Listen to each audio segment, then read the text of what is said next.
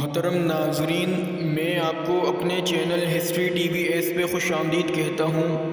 حضرت سیدنا ابو سعد عبداللہ بن احمد بغدادی ازجی رحمۃ اللہ علیہ فرماتے ہیں کہ میری 16 سالہ بیٹی جس کا نام فاطمہ تھا، ایک مرتبہ وہ کسی کام سے چھت پر چڑھی تو اس کو کوئی اٹھا کر لے گیا۔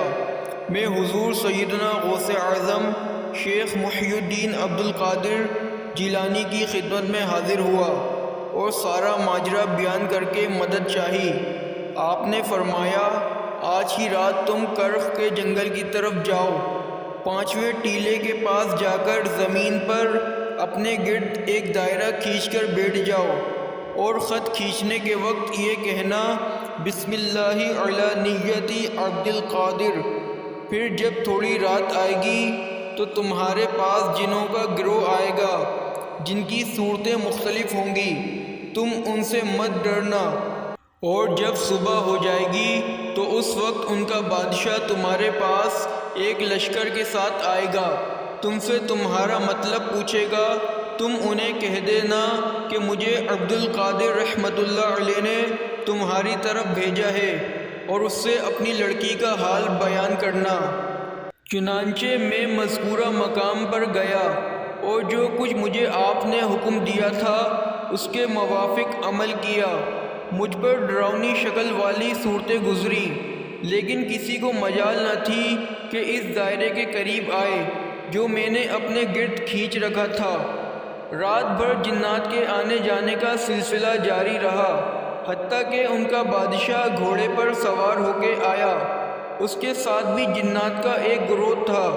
وہ آ کر دائرے کے پاس کھڑا ہو گیا اور کہنے لگا، اے انسان، تمہاری کیا حاجت ہے؟ میں نے کہا، مجھے شیخ عبد القادر رحمۃ اللہ علیہ نے تمہاری طرف بھیجا ہے۔ تب وہ گھوڑے سے اتر پڑا اور دائرے سے باہر بیٹھ گیا۔ اس کے ساتھی بھی بیٹھ گئے اور کہا، تمہارا کیا مسئلہ ہے؟ تب میں نے اپنی لڑکی کا حال بیان کیا۔ اس نے اپنے ساتھیوں سے پوچھا، یہ کام کس نے کیا ہے؟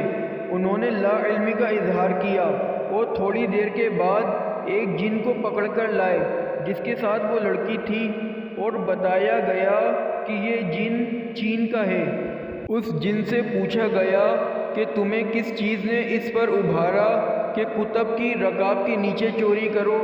اس نے حقیقت حال بتاتے ہوئے کہا، میں نے اس لڑکی کو دیکھا اور اس کی محبت میرے دل میں آئی۔ بادشاہ نے حکم دیا کہ اس کی گردن اڑا دی جائے۔ میری بیٹی میرے حوالے کر دی گئی۔ میں نے اس سے کہا کہ میں نے آج کی رات کا سا معاملہ کبھی نہیں دیکھا۔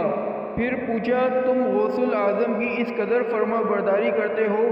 اس نے کہا، ہاں بے شک وہ اپنے گھر بیٹھے ہمارے جنوں کو دیکھتے ہیں، حالانکہ وہ جنات بہت دور کے رہنے والے ہوتے ہیں، اور خدا تعالیٰ جب کسی قطب کو مقرر کرتا ہے تو اس کو جن و انس پر غلبہ دیتا ہے۔